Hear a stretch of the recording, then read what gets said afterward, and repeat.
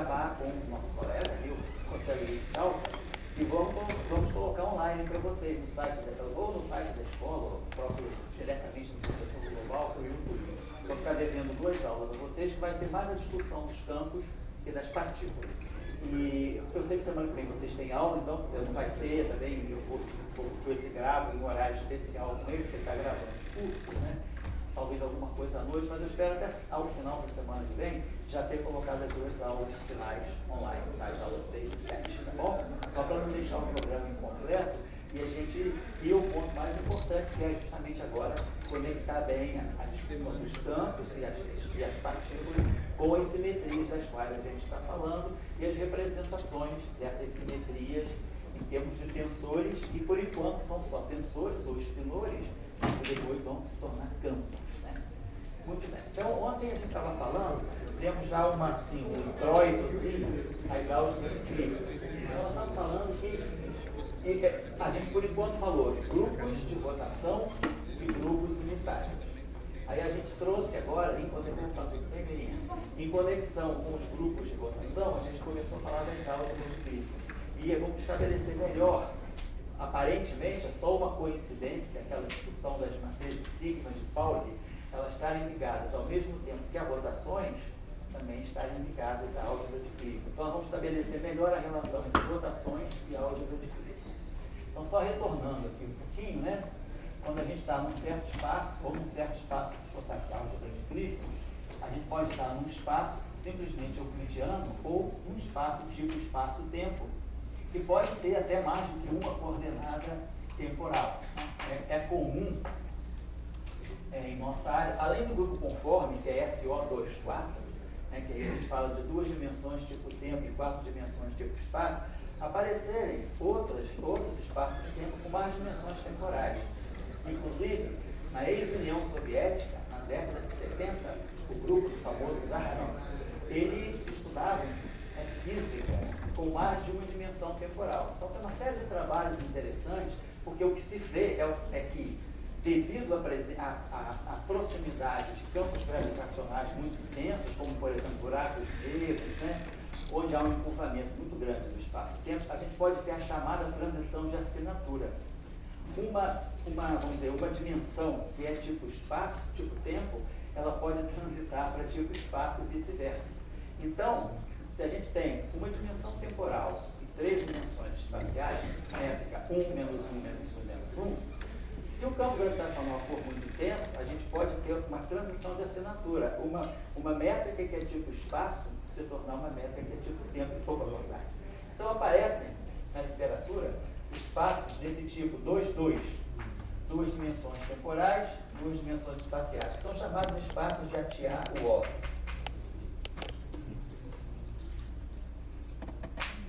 Esses espaços aparecem também em conexão com as teorias de corda.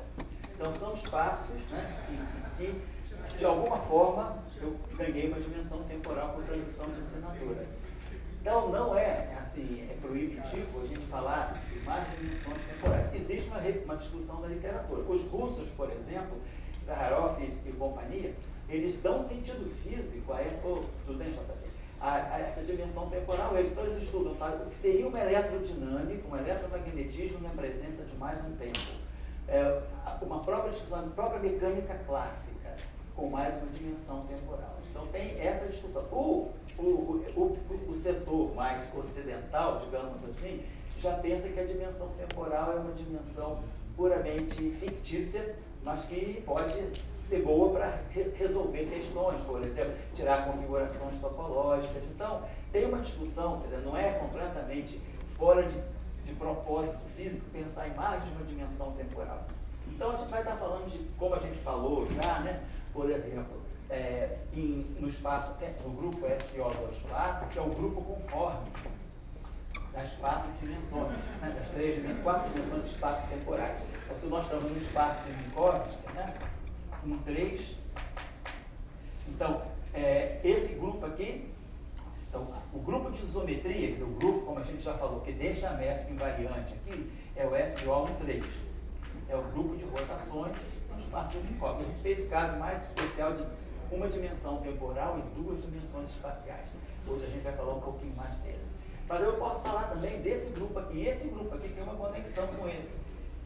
Esse grupo é o grupo conforme, que é a extensão desse grupo aqui. Esse grupo aqui apenas comporta rotações no espaço de Minkowski. E aí a gente acrescenta Poincare. Então, quando a gente acrescenta Poincare, acrescenta translações, né? Quando a gente acrescenta translações no espaço de Minkowski, aí acrescenta o Lorentz, que é SO13. Acrescenta as dilatações e acrescenta as transformações que são chamadas de Bush conforme. Então nós temos 4 parâmetros aqui, 6 parâmetros aqui, um aqui 11, um 4, 15. Então nós temos um grupo de 15 parâmetros, que é o grupo SO24. Então esse grupo aqui é o grupo conforme do espaço de Minkowski. Esse grupo aqui também é um grupo conforme. É o grupo conforme do espaço de Minkowski bidimensional. Bidimensional com tempo e um espaço. Se eu tiver, como a gente falou, o modelo de Schwinger, né, aqueles modelos que são descritos em uma dimensão temporal e uma dimensão espacial, a gente pode falar que esse grupo aqui é o grupo conforme. E ao mesmo tempo, esse grupo aqui, ele descreve, que a gente já falou na primeira aula, segunda aula, o espaço ADS3. Ao passo que esse aqui está associado a uma específica 5. Então é bom a gente ter em mente essas relações, né?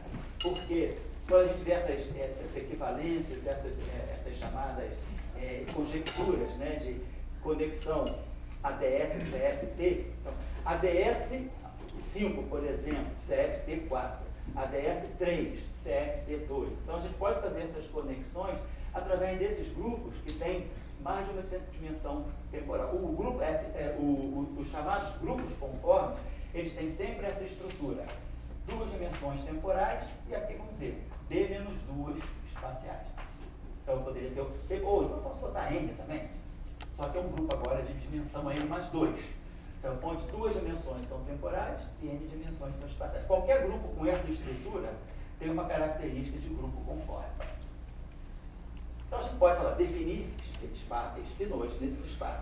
Quem já ouviu falar dos twistors, né? Muita gente deve ter ouvido falar de twistors, em conexão até com o diagrama de Twister de Penrose para descrever a evolução estelar e para descrever buracos negros.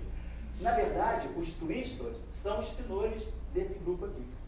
Então, se eu estiver num espaço-tempo com 2 dimensões temporais e 4 dimensões espaciais, vou poder definir os espinores. E esses espinores são exatamente os twistors de Penrose. Então, vou construir o espaço, a álgebra de Clifford desse espaço aí agora.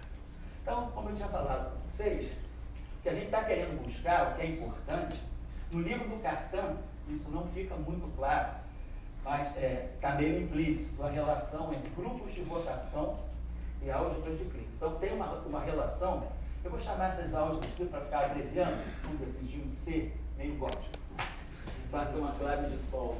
Então tá. Então o grupo conforme.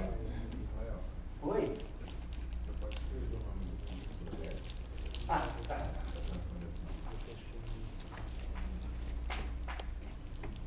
Saharov. Se você precisar, eu tenho referência. Eu tenho você escreve que eu te mando os PDFs, tá? A gente orientou, foi 94, 95. Eu orientei, acho que foram 3 doutorados nessa direção, com supersimetria. Então a gente fez supersimetria, que a gente chama de supersimetria de Atiyah-Ward. Na época estava na moda, porque isso aí veio da compartificação de teoria de cordas. Se precisar, depois eu dou os nomes das teses, que lá está bem didático, sobretudo o Marco Antônio e o Oswaldo Delcimo, que hoje é professor em Viçosa. Acho que tem um estudante do Delcimo aqui que você tem. O Oswaldo trabalhou bastante sobre isso, supersimetria de Atiyah-Ward. Ele, Marco Antônio Andrade, que hoje está na UERJ de Resende, e mais um outro, Marcelo, que hoje é professor da UERJ de Santa Catarina. E, então, uma época a gente dedicou um pouco de atenção, estava na moda isso aí, em conexão com os trabalhos de VAFA, o pessoal que estava trabalhando com compactificação de cordas.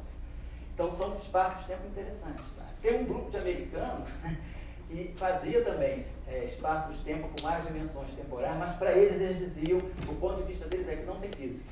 Seria apenas um grupo de passagem você faz uma extensão analítica, e aí você tira resultados exatos, mas não tinha assim, uma implicação física muito séria, como os russos diziam. Os russos não. Tem um campo gravitacional forte, é como se a gente dissesse, é como se uma régua virasse um relógio. Medida de tempo vira medida de espaço, e aí qual é a consequência disso numa eletrodinâmica? Eles foram até mais longe, até na biologia. Como é que um sistema biológico pode evoluir com mais dimensões temporais? Sem precisar de botox, né? Você fica sempre fórmula russa para a juventude eterna, né? Arranjar um outro tempo. Então, a gente está querendo fazer a conexão entre as álgebras de Clifford e grupos de rotação. Eu vou colocar desse tipo assim, como se botar simbolicamente TS, métrica indefinida. Um espaço-tempo com T dimensões espaço-temporais e S dimensões espaciais. Então, tem várias possibilidades aqui. SO1, SO2, ou então, em uma dimensão temporal, SO3, por exemplo, puras dimensões espaciais. Mas então a gente vai buscar sempre uma conexão entre a álgebra. Alguém me chamou? Pois não. Só uma perguntinha. O que seria esse outro tempo? Se a gente tem duas dimensões temporais. Segundo os russos, né, o que seria o outro tempo?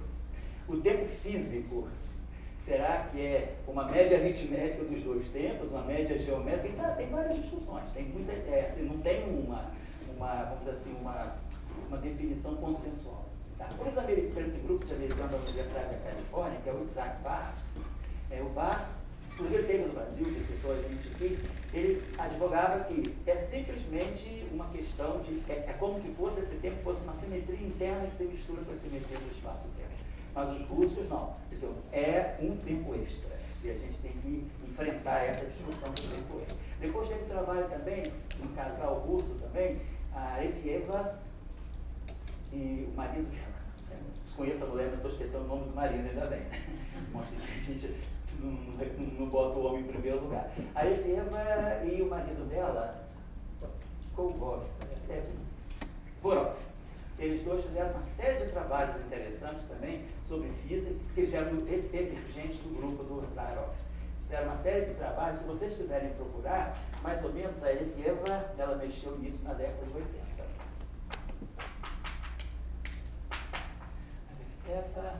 Nossa, o marido dela era Volovich. Tempos extras.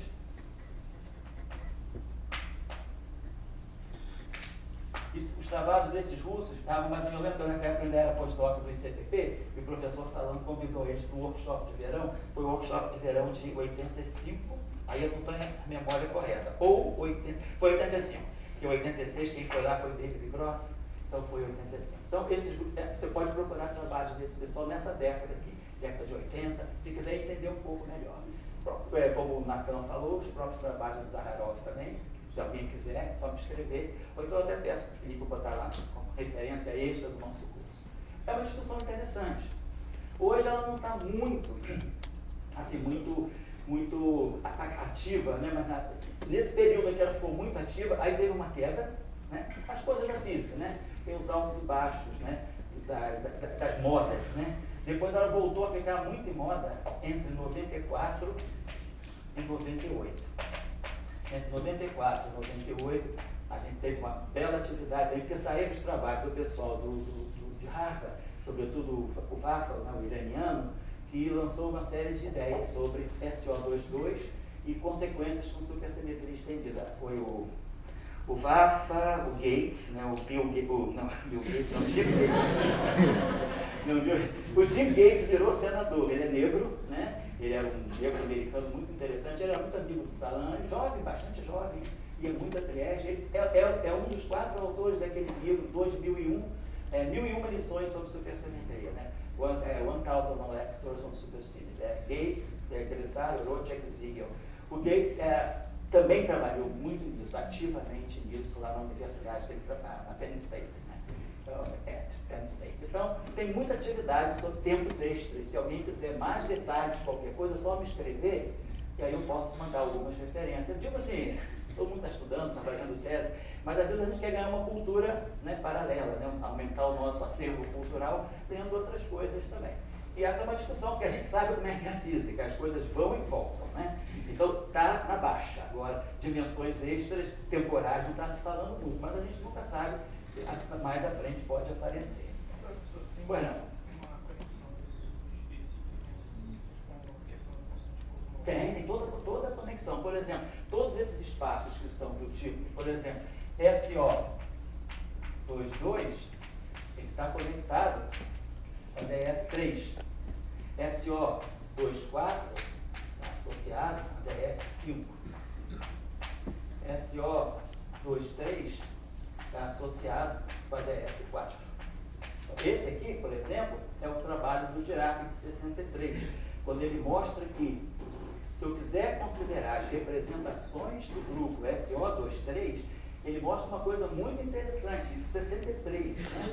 Falei com vocês já. Inclusive o paper não foi nem aceito em revistas de física, foi aceito só na Journal of Mathematical Physics. Nesse trabalho, o Dirac mostra que o espaço de Minkowski quadridimensional é uma espécie de é uma fronteira do espaço de De Sitter 5-dimensional.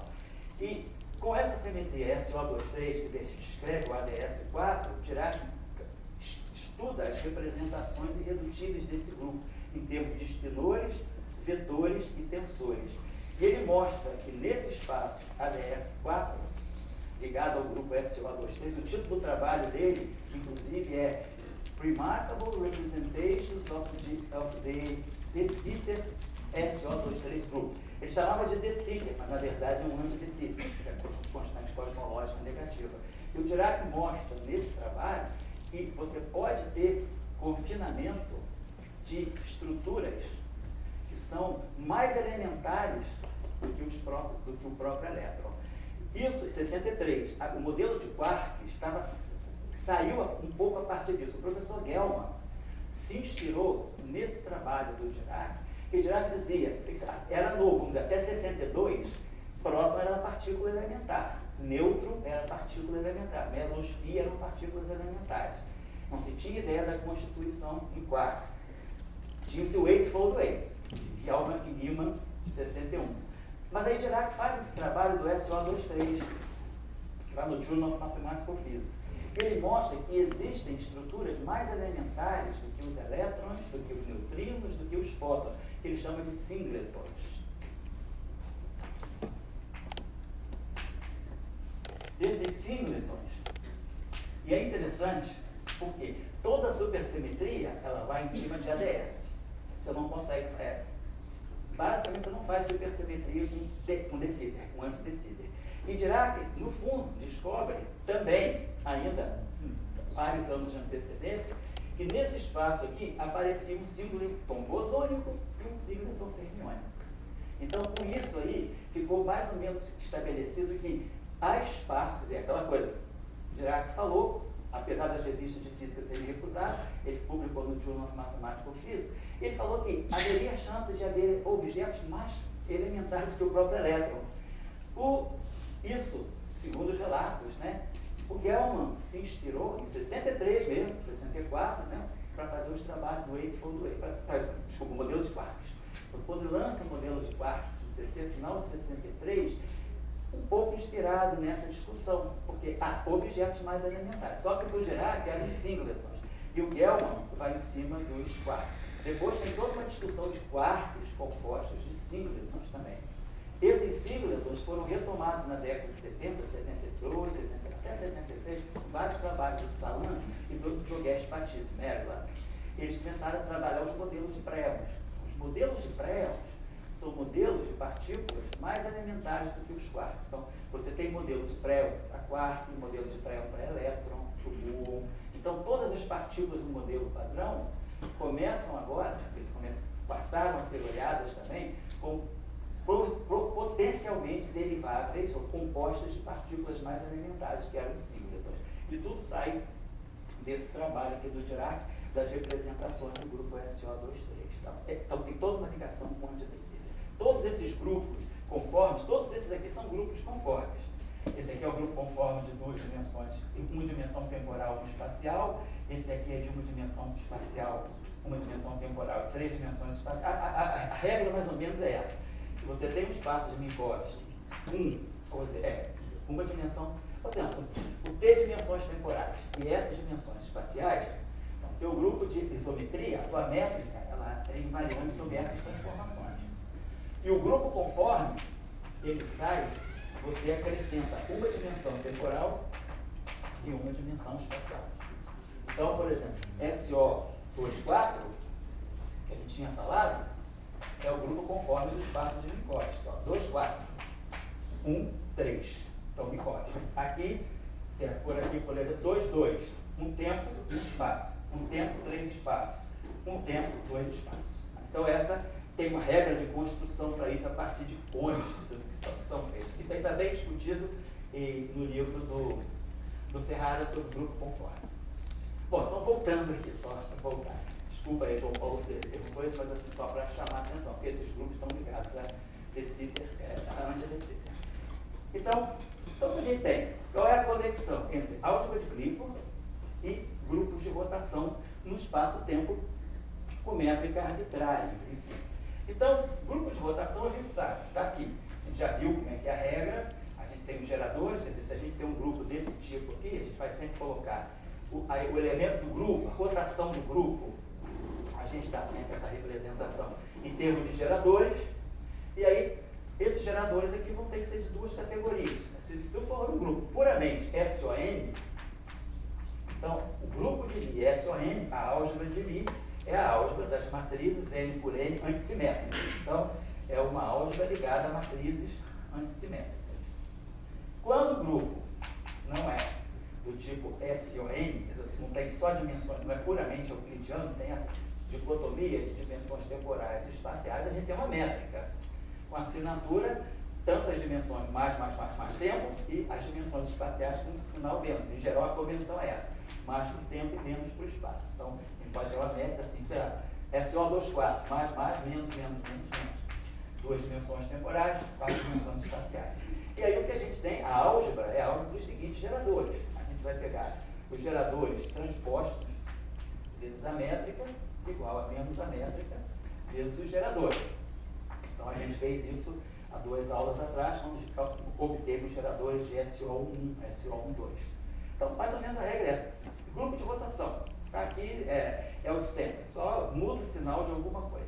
Agora, as álgebras de Clifford, como a gente começou a falar ontem, para cada dimensão temporal, então a álgebra de Clifford associada a um espaço-tempo desse tipo aqui, vamos dizer que essa dimensão D seja T mais S.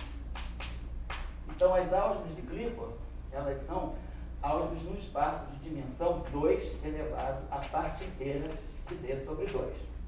Então, ontem a gente já falou, se eu estou em 2 dimensões, 2 elevado a 1, bidimensional. Se eu estou em 3 dimensões, 3 meios, a parte inteira é 1.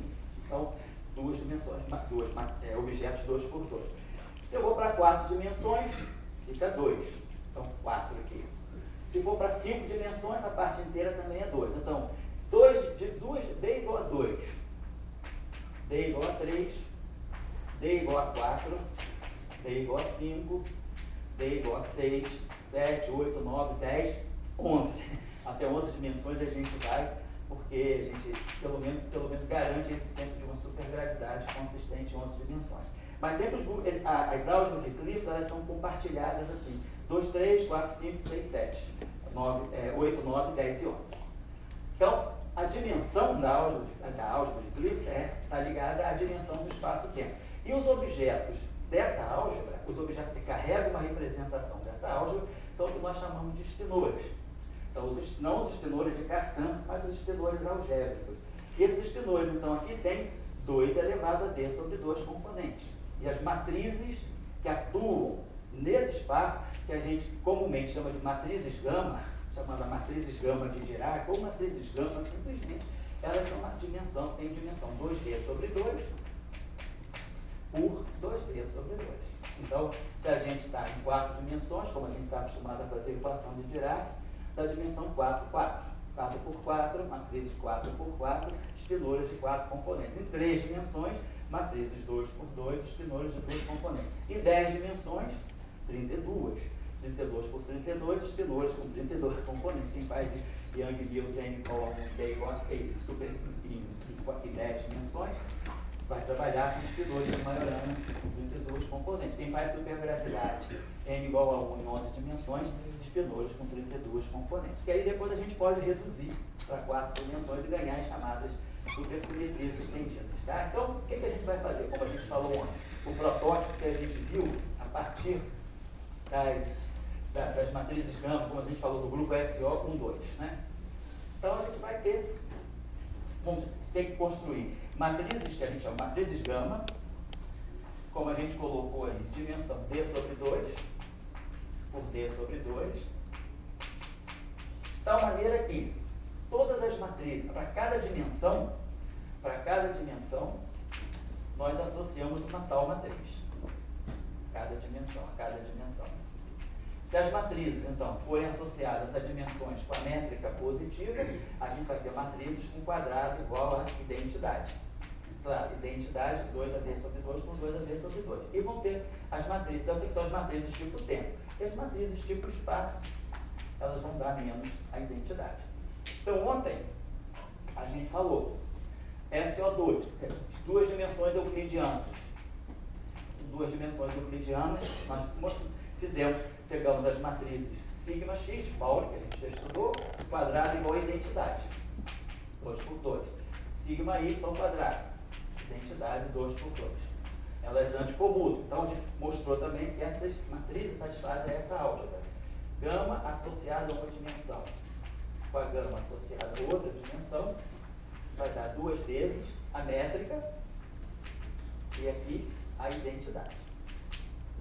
Então, aqui essas duas matrizes, o quadrado delas é igual a 1, satisfaz, e elas anticomutam entre si. Então, aqui a gente tem...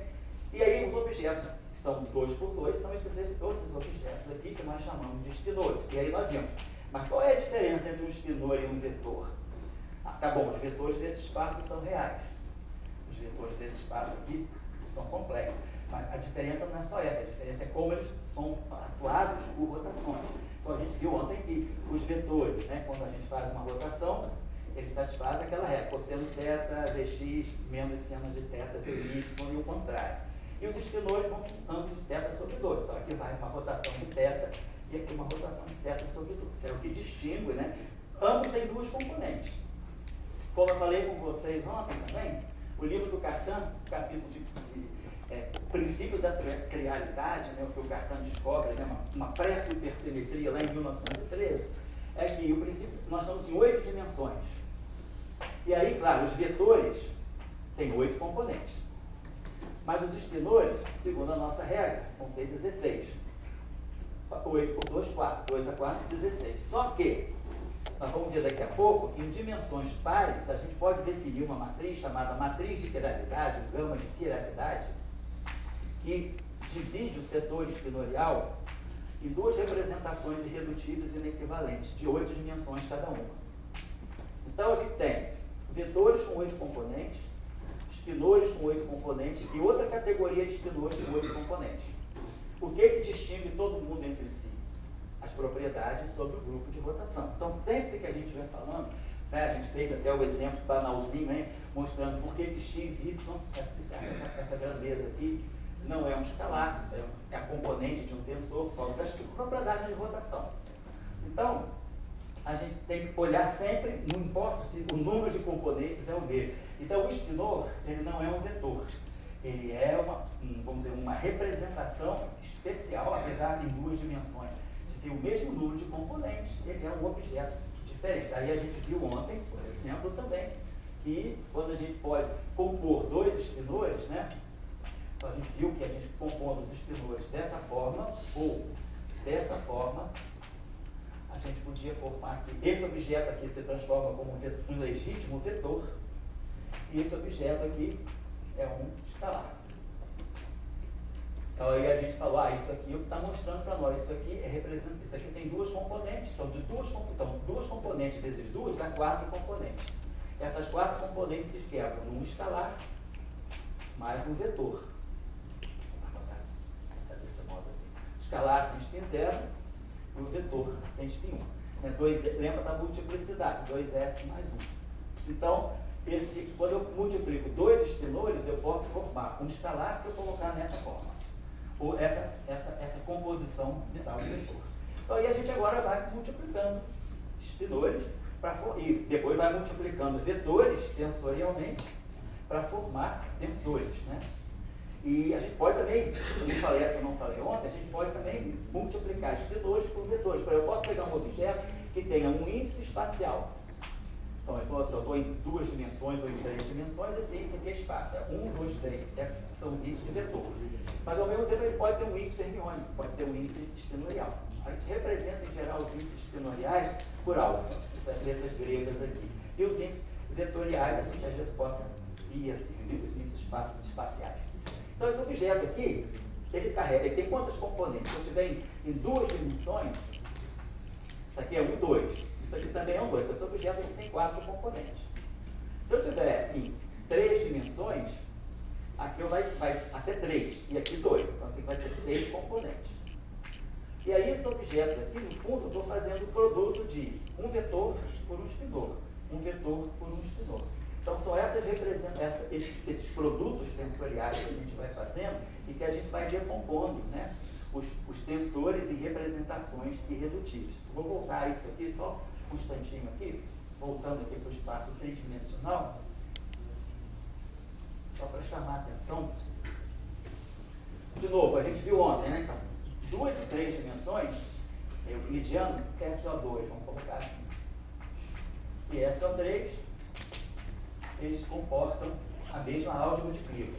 Só que aqui eu tenho uma matriz a mais. Aqui, a minha álgebra de Clifford aqui ficou, por exemplo, a matriz de Pauli sigma x e y. Aqui, a minha álgebra de Clifford vai ter a matriz de sigma x, sigma y e sigma z. As 3 anticommutam entre si e todas têm quadrado igual à identidade. Aqui as 2 anticommutam entre si e têm quadrado igual à identidade. Então, quando eu vou aumentando a dimensão, eu vou simplesmente trazendo mais matrizes. Aí eu pergunto, se a gente for para SO4, eu for para 4 dimensões euclidianas, e aí a gente vai ter que fazer matrizes agora 4 por 4, porque D é igual a 4. Então eu vou ter que criar 3 matrizes. Né? Então vou dizer que eu tenho 4, aqui eu vou dizer, eu tenho as coordenadas x, de 1 a 4. Tem 4 matrizes gama. Então eu vou ter as matrizes gama I, vou chamar assim de gama I. Cada uma delas, como a métrica é toda positiva, cada uma delas vai ter quadrado igual à identidade. E as diferentes vão descomputar entre si. A gente pode se perguntar como é que eu poderia formar matrizes gama 4 por 4 a partir dessas matrizes. Então aqui eu vou ter 4 por 4. Eu posso formar uma matriz 4 por 4 a partir de submatrizes 2 por 2, por exemplo. Né? Então a gente poderia pensar assim, imagina se eu colocasse aqui sigma x e aqui menos sigma x. Aqui 0, aqui 0. Essa matriz ao quadrado, se eu levar ela ao quadrado, ela vai dar identidade. Então, isso aqui é uma submatriz 2 por 2, isso aqui é 2 por 2, e claro, esses zeros aqui são 2 por 2, então é uma matriz 4 por 4. Daí eu posso proceder semelhantemente. Posso botar sigma y, 0, 0, menos sigma y. Sigma z, 0, 0, menos sigma z. Todas com quadrado igual à identidade. Mas eu estou usando uma quarta matriz. Eu não tenho mais matrizes gama. Então vamos pensar numa matriz desse tipo assim.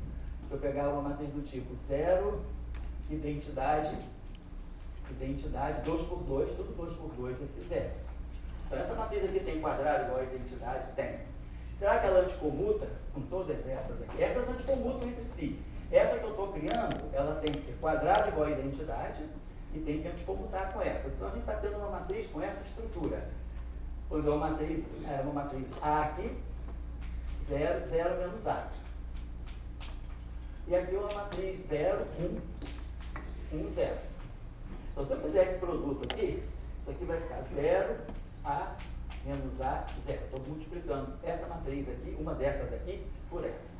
E se eu fizer a multiplicação ao contrário, vai dar 0 menos A, 0. Então, essa matriz aqui, com essa estrutura, ela anticomuta com todas essas aqui. Então, essa tem quadrado a identidade, todas essas têm quadrado igual a identidade, e elas todas anticomutam entre si. Então, eu criei automaticamente, assim, rapidinho, uma álgebra de Clifford para SO4. Claro que não é única. Eu posso fazer outras escolhas. Eu poderia ter colocado o seguinte, poderia ter colocado 1 menos 1 aqui e ter colocado uma dessas matrizes em sigma fora da diagonal. Tem outras representações, mas a gente pode sempre construir. Então a gente já tem aí, se eu quiser falar dos espinores do grupo SO4, eu já sei, vão ser espinores de 4 componentes, C1, C2, C3 e C4, que vão ser atuados por essas matrizes aqui. Agora, qual é a conexão com as rotações? Ontem, na aula anterior, nós vimos que quem faz as rotações aqui nesse espaço é a matriz sigma z. E nós tínhamos visto também ontem, no SO3, que essas matrizes aqui, quando eu faço as rotações em torno do eixo x, no plano xy, no plano xz e no plano yz, eu vou ter sempre o comutador dessas matrizes como gerador. Então, daí a gente tira essa regra que eu estou tirando agora. Isso é um raciocínio muito, vamos dizer, empírico e indutivo, não é dedutivo. Se a gente quiser deduzir, tem outros caminhos, muito mais assim, formais, para a gente deduzir. Mas o que a gente mostra no final do dia é que, dadas as matrizes gama, eu consigo sempre tirar quem são as matrizes que vão fazer a rotação no espaço espinorial. Então eu sei, aqui quem é que vai fazer a rotação dos vetores e dos tensores? São as matrizes de SO4. Agora, se eu for olhar quem vai fazer a rotação dos espinores, eu estou em outro espaço, como a gente falou. O espaço espinorial é um espaço interno associado a cada ponto do espaço-tempo. Então eu tenho um novo espaço espinorial, que é o espaço das álgebras, das matrizes gama, e desses objetos aqui que a gente chama de espinores, e que a rotação deles vai ser, as matrizes de rotação, elas vão ser sempre, a menos de um fator que eu não estou colocando, o comutador de duas matrizes gama. Então, se eu quiser fazer uma rotação em torno, por exemplo, do eixo XY, o gerador dessa rotação vai ser o comutador de gama 1 com gama 2, ou seja, essa matriz comutando com essa matriz. Se eu fizer uma rotação, por exemplo, vamos dizer que isso aqui seja x, y, z e w. Se eu quiser fazer uma rotação no eixo ZW, eu vou pegar a matriz gama 3, eu vou fazer um comutador com a matriz gama 4. Vai me dar uma matriz 4 por 4 e vai fazer a rotação em cima dos pilotos. Ou seja, eu vou aplicar isso aqui, vou pegar o ângulo de rotação, quero rodar de um ângulo θ no espaço ZW. Que é o gerador que eu vou colocar aqui, é o comutador de gama 3 com gama 4. Faça esse cálculozinho aqui, que é uma exponencial, e aí isso aqui vai atuar em cima do espinor. Então assim se transforma o espinor. Então o espinor se transforma, aí que está a conexão.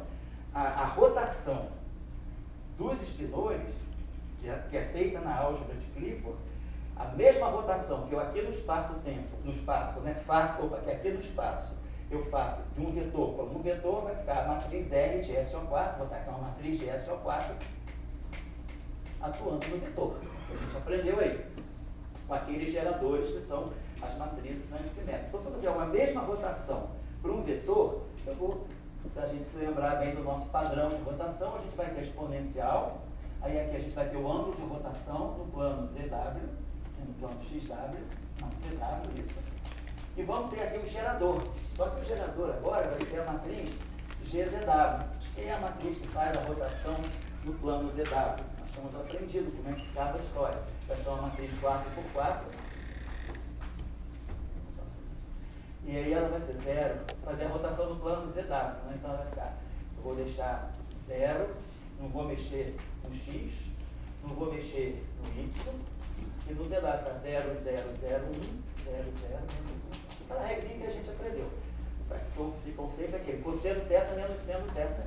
Cosseno θ e seno θ no plano ZW. Então, essa matriz aqui, completamente diferente dessa, faz a rotação dos vetores, e essa matriz aqui faz a rotação dos espinores.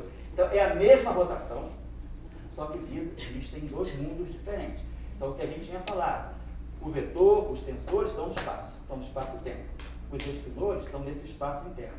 Então, qualquer rotação que eu fizer aqui no meu mundo, os espinores vão sentir também. E aí a gente lembra o que a gente fez. Como é que a gente faz isso? A gente faz o backup do espaço-tempo no espaço espinorial. Eu tenho tantas matrizes gama quantas forem as dimensões do espaço. Então eu vou pegar, sempre criar uma matriz X, que vai ser a contração das coordenadas espaciais com as suas correspondentes matrizes gama. Então, a gente viu nos casos explícitos que nós trabalhamos, no caso de duas dimensões, ficava x sigma x mais y sigma y. Ficava aquela matrizinha x, aquele paternozinho, né? X mais y, zero. Depois, em três dimensões, a gente botou z e menos z. Se eu for para quatro dimensões, aqui eu vou fazer a mesma coisa. Eu vou pegar x, vou multiplicar por sigma x, y por sigma y, z por sigma z e w por essa matriz aqui. Vou formar uma matriz 4x4 com as entradas dependendo das coordenadas espaciais. Ou seja, nós jogamos as coordenadas do espaço para esse mundo espinorial. E aí, nesse mundo, eu sei reproduzir as rotações, eu sei quem são, eu sei fazer todas as rotações. Então, é aquela lição que o Cartan nos dá. Né? Se você tem espaço-tempo, você esquece o espaço-tempo, vai para o espaço espinorial. Guarda toda a tua informação nos espinores. E tudo fica ali codificado. Se o mundo acabar, esse mundo é concreto, material, o mundo abstrato fica. E eu reconstruo o espaço-tempo a partir do espaço espinorial. E não à toa, né? Segundo a filosofia de Iraquiano, do paper dele de 1938, as regras da natureza e as regras da matemática. Então, o espaço espinorial são as regras da matemática. O espaço espinorial é um jogo inventado pelos matemáticos. Os férmions, os leptons e os quarks seguem as regras da natureza. E o que é interessante é que, se o mundo, né, material é esse, e a gente pode codificar ele aqui, esse mundo material é feito de partículas fermiônicas, mas os férmions são descritos por espinores. Então, o campo vetorial, o fóton é descrito por um campo vetorial, está no espaço. Eu consigo projetar o campo do fóton, o campo elétrico, o campo, mas que tem 3 eixos espaciais. Mas eu não posso fazer isso com o campo do férmio. O campo do férmio, como é que eu vou projetar o psi no eixo x, y, z? Não tem como. Então, o férmio está no mundo, mas o espinor está no espaço abstrato. Já os campos bosônicos, bóson de Higgs, que é um escalar, os campos de gauge, esses estão no espaço-tempo e esses são representados por objetos do espaço-tempo. É isso que eu estou querendo chamar a atenção, que é a lição que fica lá do livro do Cartan, sobre teoria de espinores. Bom, então a gente sabe construir uma álgebra de Clifford em 4 dimensões. Agora eu não quero em 4 dimensões euclidianas, eu quero no espaço de Minkowski, que é onde a gente vai estudar a equação de Dirac, vai estudar a eletrodinâmica. Então, se eu vou agora, sair do espaço SO4 e vou para o espaço SO13. Então, eu quero agora construir minha álgebra de Clifford para esse espaço aqui. Então, aparece uma dimensão temporal e 3 dimensões espaciais. Seguindo a nossa regra, aí das álgebras de Clifford, eu tenho que arranjar uma matriz, então, 4x4. Não importa se é real ou complexa. A álgebra de Clifford, em geral, ela é complexa. Ela não faz que, às vezes ela pode, nós vamos ver agora, que ela pode ficar puramente imaginária também. Vamos ver já já. Então eu tenho um grupo SO. O que eu tenho que fazer? A partir dessas matrizes aqui, construir a matriz gama do tempo, que a gente em geral chama de gama 0, e as matrizes gama espaciais. Gama 1 associada ao eixo X, gama 2 associada ao eixo Y e gama 3 associada ao eixo Z. Por exemplo, isso aqui vai dar certo. Se eu puser a identidade aqui e puser a identidade aqui, e aí essas matrizes eu fizer assim, 0 menos sigma x, 0. 0 menos sigma y, sigma y. E a gente vai ver o seguinte, todas as álgebras de Clifford a gente vai construir só a partir das matrizes sigma. Sabendo só sigma x, sigma y, sigma z, a gente constrói até 10 dimensões, até 11 dimensões. Se quiser fazer teoria M, pode ir até 12. A nossa colega e a colaboradora do Copan, expert, vocês trabalham muito em dimensões altas também, não é? Eu esqueci teu nome, por gentileza. Luísa, vocês trabalham muito em dimensões mais altas para tirar mecânicas quânticas sobre isso. Mas a gente está trabalhando mais com a álgebra de Clifford real. Reais. Tá legal. Porque está trabalhando com a equação de Schrödinger. Tá certo. E aí o sigma 3, 0, menos sigma z, 0. Então, se vocês fizerem simples cálculo matricial, vai ver, todas elas fecham quadrado 1, quadrado menos 1, quadrado menos 1, quadrado menos 1. Todas anticomutam entre si. Então, nós temos uma álgebra de Clifford bem realizada.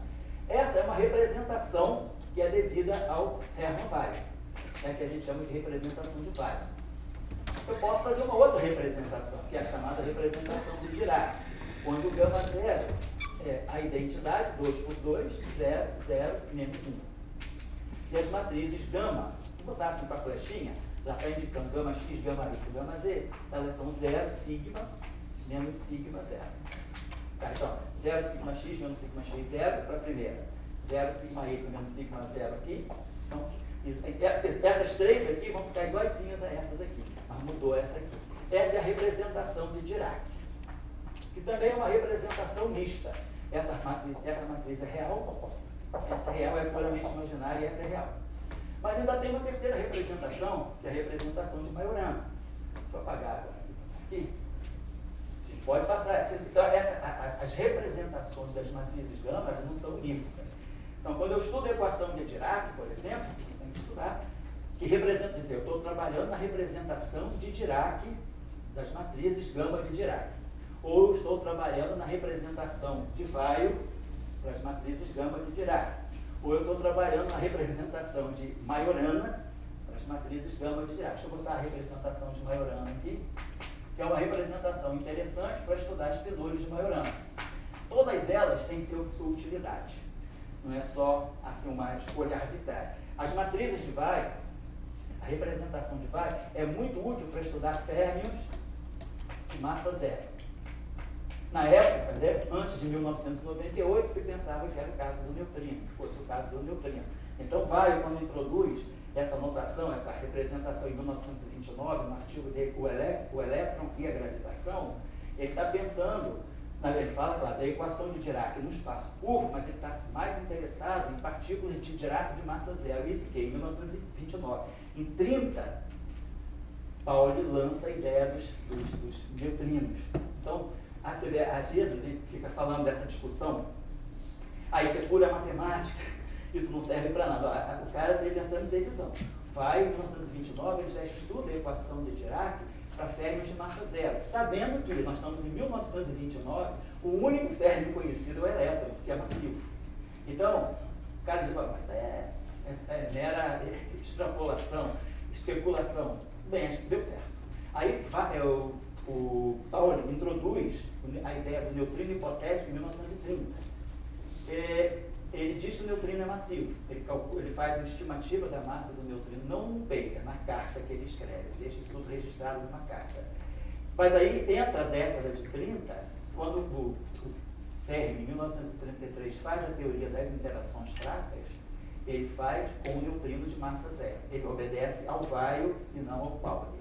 Aí, em 1948, Pontecorvo propõe a ideia de um neutrino massivo. Olha, não havia neutrino ainda, então a gente vê como é que a física, às vezes, ela viaja, como se diz na maionese, né? Você está falando de física de neutrino sem neutrino, né? Não, peixada sem peixe. Nossos colegas do Maranhão conhecem peixada sem peixe? Não existe, né? Mas existe física de neutrino sem neutrino, né? Existiu física do bóson de Higgs sem Higgs durante 48 anos. Então, essa é a ideia da teoria, né? Então, em 1956 aparece o primeiro neutrino, mas em 48, Pontecorvo já diz, não, se houver neutrinos, eles devem ser massivos. E eu proponho esse experimento para detectar a massa do neutrino. Passaram 50 anos, em 98, foi detectado o neutrino massivo, neutrinos atmosféricos massivos, exatamente com o experimento de Bruno Pontecorvo. Então, de novo, né? Você está levantando a mão? Já vou te dar a palavra. Então, sempre a antevisão, estou sempre chamando a atenção um pouco disso, fazendo muita campanha para a teoria. Então, sempre pensar, não se deixe enganar por essa questão que matemática não leva a nada, que teoria de campos é pura matemática. Não se deixem levar por essa conversa. Que não tem bolsa, tudo bem, é mais difícil ganhar bolsa, é mais difícil ganhar projeto, mas existe vida inteligente na teoria de campos. Vida inteligente não está só no laboratório, está no papel e na caneta também. Exemplo Maxwell, exemplo Dirac, exemplo Einstein, né? Einstein esperou 100 anos para o buraco negro, esperou 100 anos para a onda gravitacional. Dirac esperou só um ano na antimatéria, graças a Deus, né? Higgs esperou 48 anos para ver o bóson dele no laboratório. Ele morreu, mas ele ganhou o prêmio Nobel antes de morrer. Então não teve essa glória, né? Então, lembrar que a teoria muitas vezes é importante, né? Enrico Fermi, por exemplo, falei com vocês, o paper dele, de interações fracas, foi rechaçado pela Nature, dizendo que o paper dele era uma coisa fora da realidade. No entanto, a gente viu que a teoria eletrofrágil foi construída a partir da ideia de Fermi, foi uma extensão da ideia de Fermi da teoria do decaimento beta, que ele lança em 1933. Então, é sempre bom pensar. Então, Weyl estava antevendo a existência de ferros de massa zero. Dirac, essa representação é muito útil quando a gente estuda a equação de Dirac, porque ela é muito boa para a gente fazer a redução não relativística e mostrar que a equação de Dirac leva a dois resultados sensacionais. A previsão da razão giromagnética G igual a 2 para os férmions de Steinmeier, e ela também conduz a equação de Pauli não relativística, que acopla o momento de polo magnético do elétron a um campo magnético externo. Então, o sucesso dela, teórico, foi esse, apesar de que Pauli e Heisenberg não concordavam absolutamente com a ideia da equação de Dirac, nem com a interpretação dos estados de energia negativa. Só em 31, obedecendo também a um conselho do Hermann Weyl, Dirac trabalha, busca uma simetria que pudesse mostrar a antipartícula presente, a antimatéria presente na equação, e aí lança a ideia da conjugação de carga em 31, e aí propõe a existência da antimatéria, propõe a existência do monopolo magnético e resolve o problema da quantização da carga. Então, essa representação da mesma álgebra é uma mudança de base. Eu passei de uma base para uma transformação unitária e passei para outra base aqui. Então, passei de Dirac para Weyl, de Weyl para Majorana, de Majorana para Weyl, e assim vai. A gente busca transformações unitárias. E aqui tem a representação de Majorana, que é uma representação muito particular, porque ela é totalmente, puramente imaginária. Então, a gente pega aqui sigma y, 0 menos sigma y. Então, essa matriz aqui tem quadrado igual a identidade. Aí pega gama 1 igual a I sigma x, 0, 0, menos I sigma x. Tem quadrado também. Essa que já tem quadrado igual a menos a identidade. Pega gama 2 igual a I sigma y, sigma z, 0, menos I sigma z. Também quadrado igual a menos a identidade. E pega o gama 4, o gama 3, né? Que é a terceira componente espacial. Vai ter que ser puramente imaginária e vai ter que dar menos 1. Então, pega 0, I vezes a identidade, I vezes a identidade, tudo 2 por 2, né? 0. Então, essa matriz tem quadrado menos 1, essa também, essa tem mais 1, menos 1, menos 1. Mais 1, menos 1, menos 1, menos 1. Todas anticomutam entre si. Então, é uma outra representação que é puramente imaginária agora. Das álgebras das matrizes, é a representação de Majorana. Então, em 4 dimensões, como a gente trabalha muito no espaço do Minkowski, a gente tem uma pluralidade de representações, dependendo do objetivo que a gente quer cumprir. Se eu quero estudar neutrino, são as equações de Weyl. Quero estudar a equação de Dirac, quero estudar neutrinos massivos de Majorana, aí a representação mais adequada pode ser essa aqui. Agora, feito isso aí, vamos dar uma olhadinha. Como é que eu vou para 5 dimensões? Depois para 6. Que aí eu estou 5 dimensões, como a gente falou, eu ainda mantenho essa álgebra aqui, de 4 por 4. Porém, eu preciso de uma quinta matriz. E o que eu faço? Eu já usei tudo. Se eu usei a matriz de identidade, usei as matrizes de Pauli, eu não tenho mais o que buscar. Eu tenho que inventar um outro expediente. E aí o expediente que se inventa, que se descobre, é esse aqui. Sempre que eu tiver no espaço de dimensão par, 2n, é o caso de 2 dimensões, de 4, de 6, assim vai, eu posso criar uma matriz extra, que vai ser a gama 2n mais 1. Eu não estou introduzindo uma quinta dimensão, não. Eu estou continuando com 4 dimensões no corpo, um tempo e 3 espaços. Aí eu introduzi as 4 matrizes referentes ao espaço-tempo. E aí introduzo uma quinta matriz, que vai ter a seguinte estrutura. E a matriz temporal, a matriz do eixo x, a matriz do eixo y, a matriz do eixo z. Fazendo o cálculo, multiplicando essa matriz que a gente chama de gama 5. Então, esse gama 5 não é quinta dimensão. É uma quinta, vamos dizer, uma quinta matriz, tipo Dirac, tipo matriz de Dirac, na álgebra de Lie. Qual é a novidade dela? Ela tem quadrado igual a identidade. Só fazer um cálculo aqui, a gente mostra que o quadrado dela é a identidade. 4 por 4. E a gente mostra que qualquer matriz gama 0, gama 1, gama 2 e gama 3, vezes a matriz gama 5, esse anticomutador é 0. Então, essa matriz anticomuta com todas as outras matrizes. Então, o que a gente pode fazer? Então, quando eu vou para 5 dimensões, eu preciso introduzir uma matriz que vou para 5 dimensões. Então vamos dizer, estou indo agora para o espaço SO14, que é o chamado espaço de Sitter. Esse é o grupo de de Sitter. 2, 3 é o anti-de Sitter, esse aqui é o DS, esse aqui é o DS3 e o anti-de Sitter é 2, 3. Então esse aqui é SO14. Estou falando do espaço de Sitter quadridimensional, ADS4, perdão. De Sitter 4, perdão.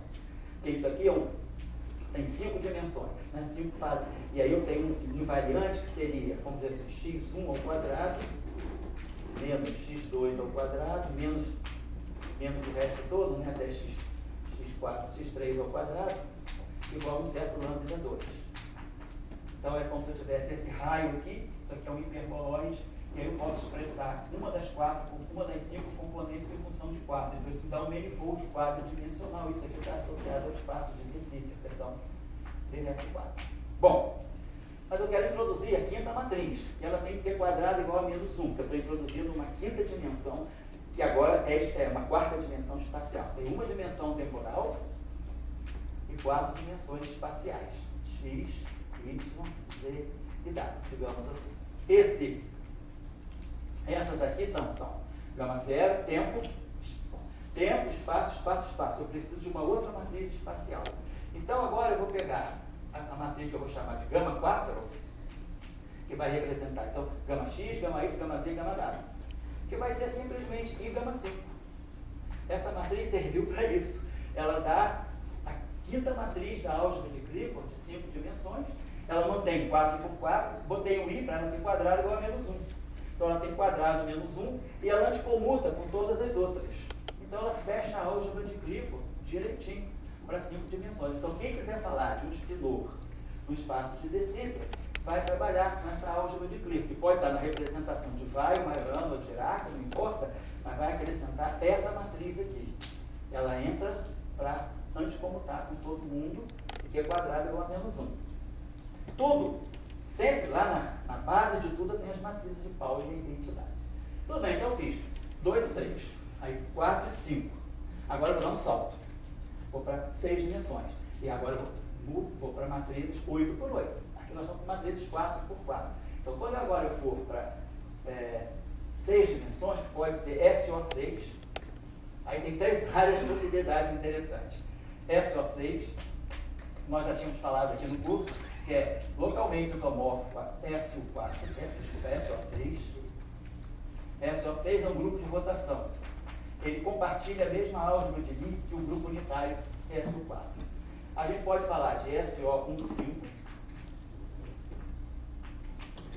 e pode falar de um SO24. Então aqui, esse aqui que é o ADS5. Então a pergunta é, como é que eu posso construir? Então agora eu tenho tudo 6 dimensões. O que vai mudar? A dimensionalidade da matriz é 8. Eu tenho que pegar matrizes 8 por 8 e espinores com 8 componentes. Vamos ver para a gente, por favor. Então, espinores com 8 componentes e matrizes 8 por 8. O que eu vou fazer?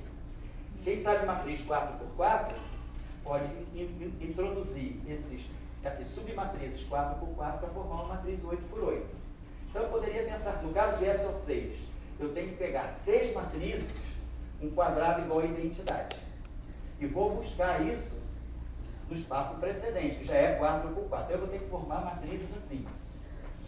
Submatrizes 4 por 4, 4 por 4, 4 por 4 e 4 por 4. Vocês já viram que tem um monte de zero, né? Nem tudo vai ser preenchido. Mas o que a gente pode pensar? Eu vou para 6 dimensões, vamos aproveitar tudo que eu soube das 5 dimensões. Nas 5 dimensões, eu construí 5 matrizes com os quadrados, nesse caso aqui, todos com quadrado igual a identidade, né? Que é tudo, estou falando de dimensões euclidianas. Então eu posso pegar as 5 primeiras matrizes assim. Eu posso pegar as matrizes gama de 5 dimensões. Vou botar aqui menos. Então aqui eu tenho as matrizes 4 por 4. Gama 1, gama 2, gama 3, gama 4, gama 5. As 5 dimensões, todas com quadrado igual a 1. Eu boto elas aqui. E é isso aqui, todas essas matrizes têm quadrado igual a 1. E elas anticomutam entre si porque elas já estão fechando uma álgebra de Clifford de 5 dimensões. Não são exatamente essas aqui, porque essas eu estou fazendo em cima da métrica 1 menos, mas eu tenho uma métrica totalmente euclidiana, que foi a métrica de SO4. Quando eu construí as matrizes de SO4, nós construímos, a gente pode construir também a matriz gama 5 para as matrizes de SO4. Eu apaguei SO4, 2 quadros atrás, nós tínhamos a álgebra de Clifford de SO4. Então nós tínhamos 4 matrizes gama, todas com quadrado igual a 1 e todas anticomutando. Eu posso definir também uma espécie de uma matriz gama 5. Só que agora eu não preciso do I. Botando gama 1, gama 2, gama 3, gama 4, todas as matrizes aqui são, têm quadrado igual a identidade. Todas anticomutam entre si. Então se eu criar essa quinta, e gama 5 ao quadrado, nesse caso sem o I vai dar 1. E esse gama 5, que é definido assim, anticomuta com todas as matrizes gama. Então, mesmo no caso de SO5, SO4, eu já conheço essas 4 matrizes. E aí, se eu for para o caso do SO5, eu acrescento essa nova coordenada, essa nova matriz. Tem gama 1, gama 2, gama 3, gama 4 e acrescento a gama 5. Agora, eu trago essas matrizes para o espaço de 6 dimensões, replicando assim. 4 por 4, 4 por 4, uma matriz 8 por 8. Aí falta a sexta matriz, que eu quero que tenha quadrado igual a identidade, que anticomute com essas aqui.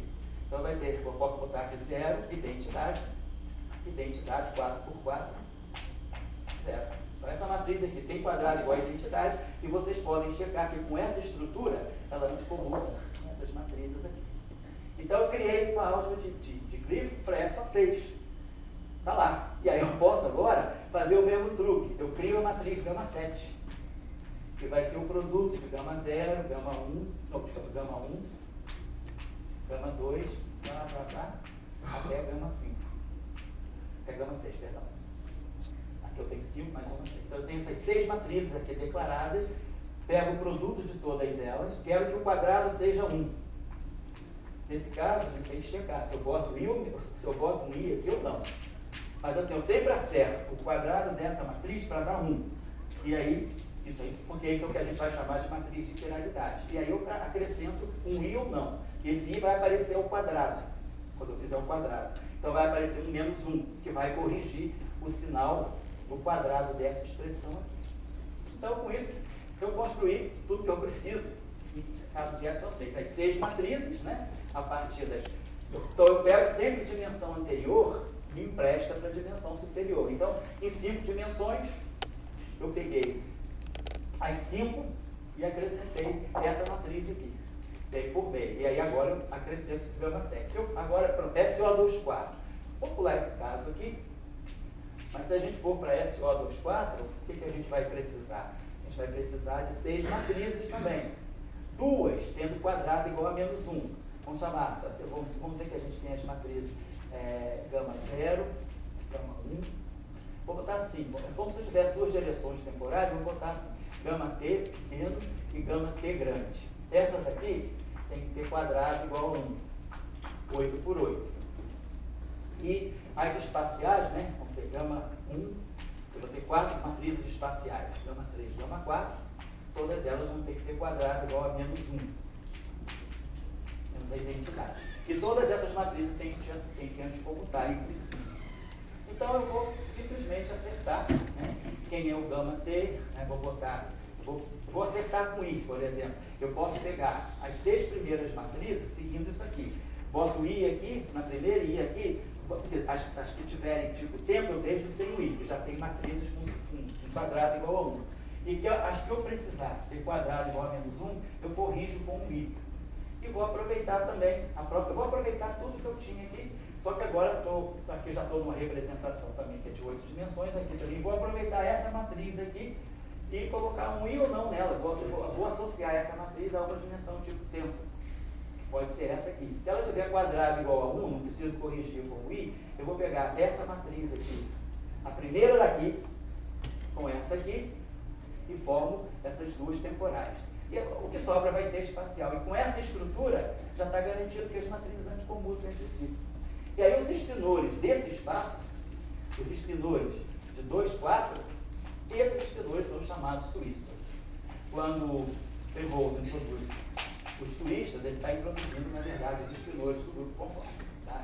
E aí a gente vai assim, aí são por 6 dimensões. Se eu quiser ir para 7 dimensões, é só acrescentar esse gama 7, mas vai manter a dimensão 8 por 8. Aí se eu for para 8 dimensões, eu já subo para 16. Aí eu vou aproveitar a álgebra de Clifford anterior, jogando a matriz gama 7 também, já aproveitando a matriz gama 7 para criar a 8ª componente.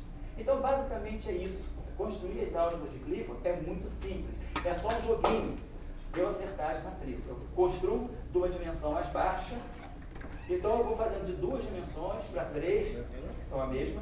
Aí 4 e 5, como a gente fez. 6 e 7, eu não vou fazer 8, 9 e 10. Mas faz 7, 8 e 9, depois 10 e 11.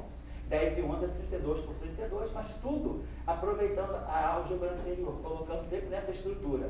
Gama menos gama e jogando com identidade aqui.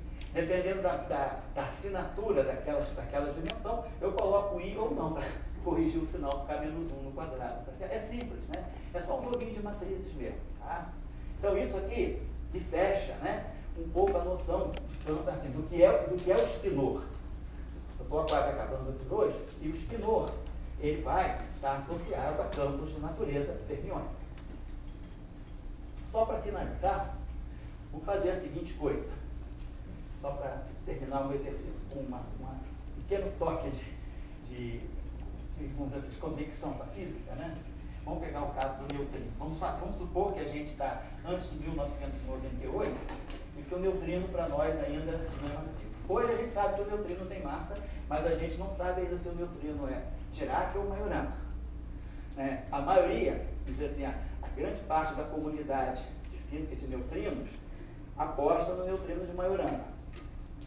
Mas há uma parte que ainda sustenta que os neutrinos são de Dirac. Apesar de serem neutros, eles são partículas de Dirac. O fato de ser neutro não garante que ele seja Majorana. Isso vai ficar próximo nas 2 aulas suplementares que eu vou gravar com o Tchau, eu vou falar especificamente dos espinores de Majorana.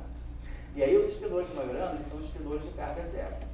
Mas toda partícula de Majorana, ela é necessariamente neutra e é a sua antipartícula. Mas nem toda partícula neutra é uma partícula de Majorana. Então, eu tenho exemplo de partículas neutras que não são Majorana. O nêutron, por exemplo.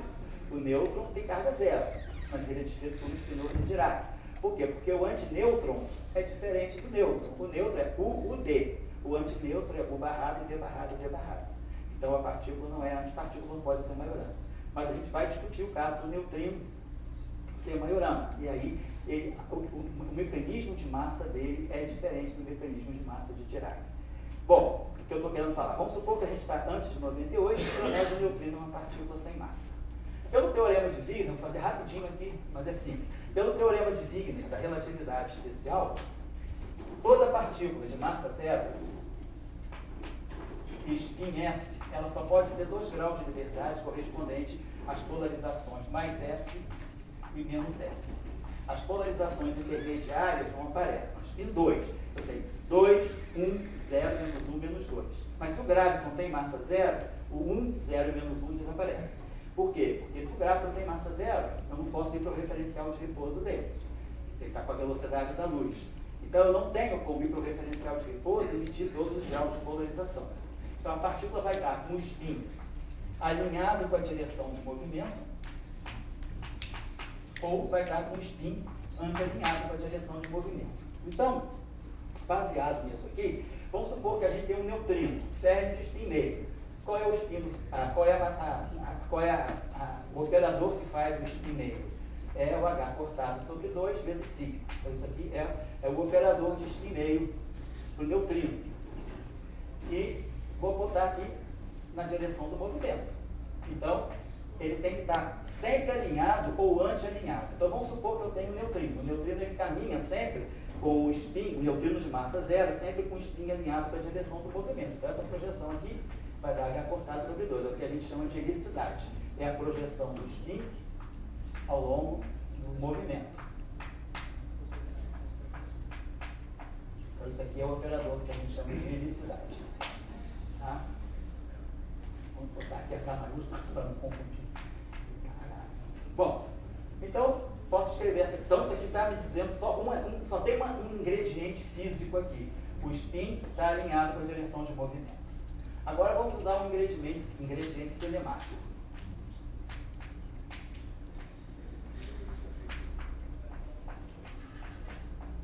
Só estou botando aqui o versor, né? a direção do momento.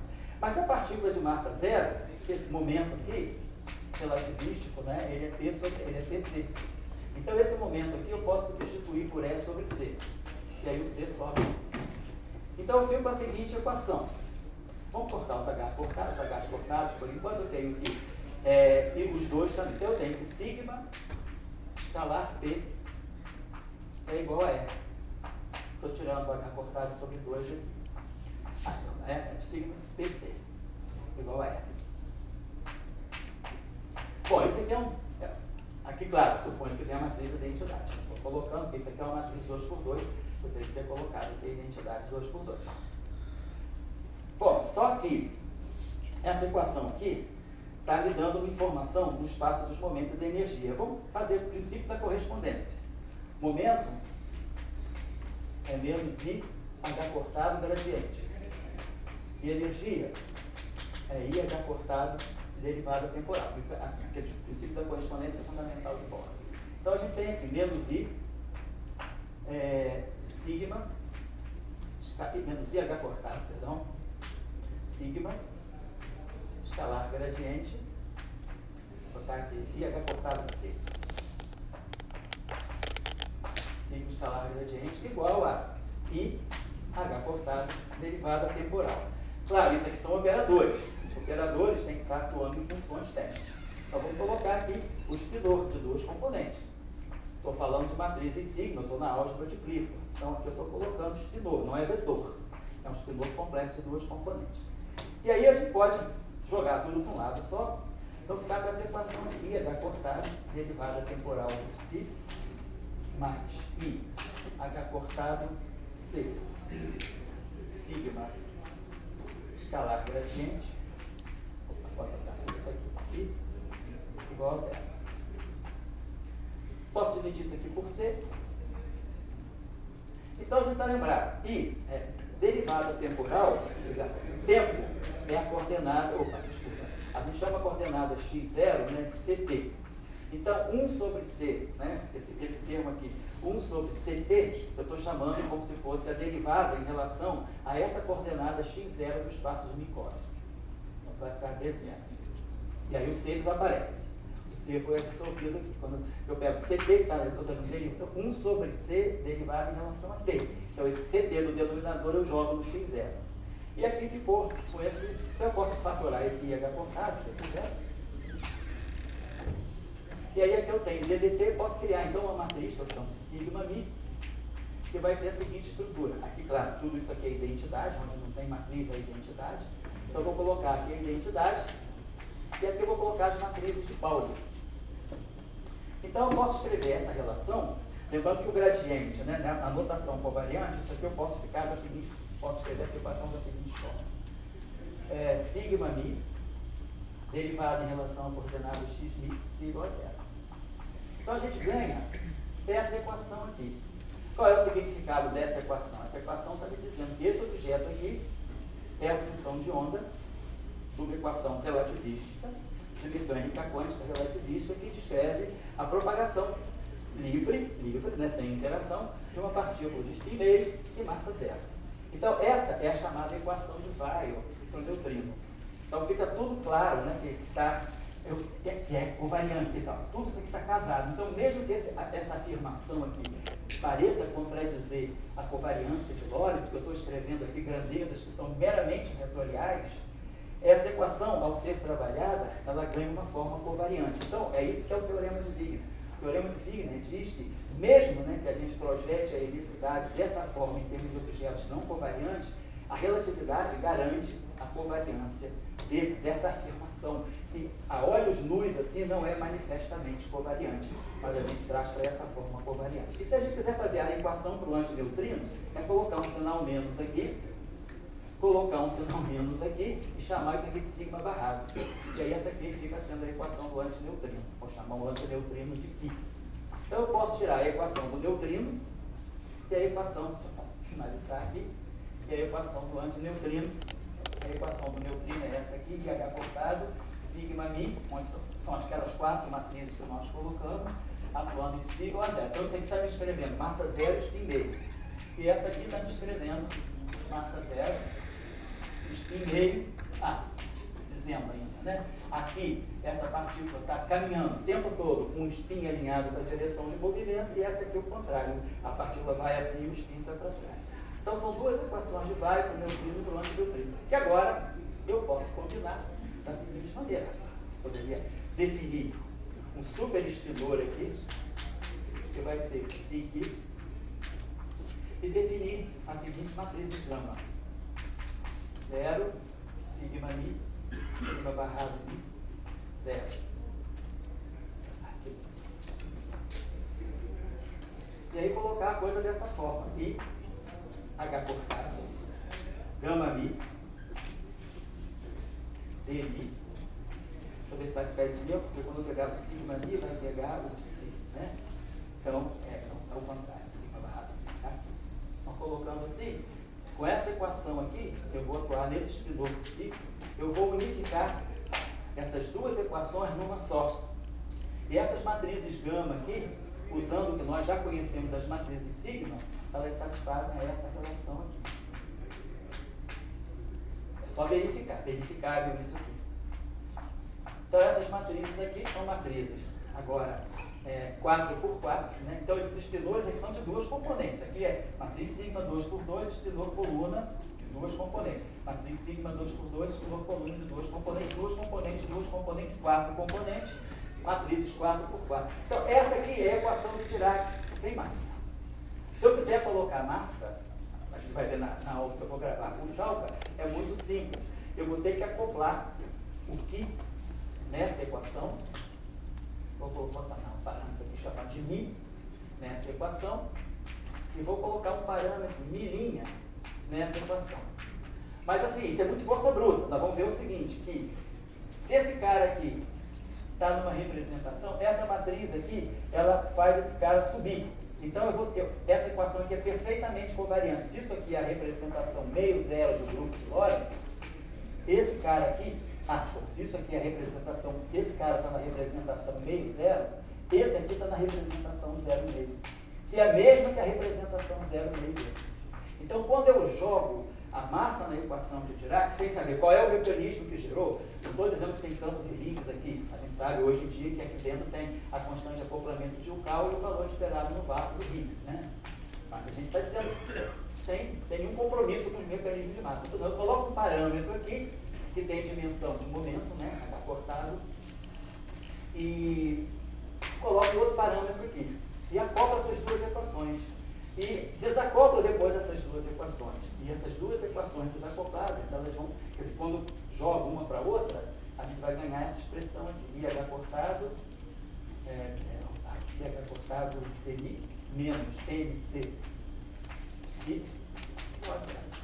E esse N aqui, ele vai sair como raiz quadrada de π vezes π. Então a gente consegue gerar a equação de Dirac acoplando as duas equações de Fermi, de vai, as duas equações de vai. Então é simples, só um jogo de representações do grupo.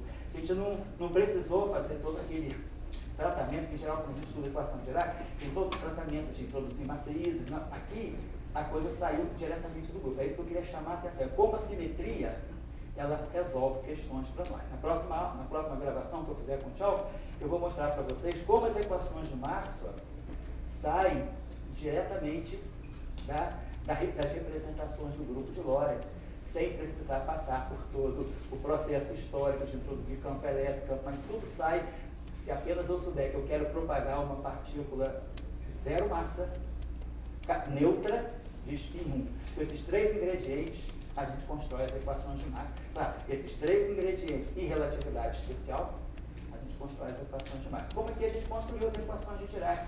A partir apenas de, eu quero construir férmions que tenham helicidade bem definida, férmio de massa zero, relativístico. Sai as equações de Weyl. Acopla as equações de Weyl, sai a equação de tirar. Quem fizer o exercício vai ver que imediatamente sai isso. Tá bom, por hoje é só. Então eu prometo a você, eu estou inadimplente com a escola, então não cobrem no CDPF os R$50 de reembolso. Eu vou gravar as 2 aulas com o Tchalka na semana que vem, em horário extra, para não atrapalhar vocês. Gravo com ele e bota no YouTube, no Professor Global, como tem colocado as aulas de todos nós já nessa semana, tá bom? Obrigado, então.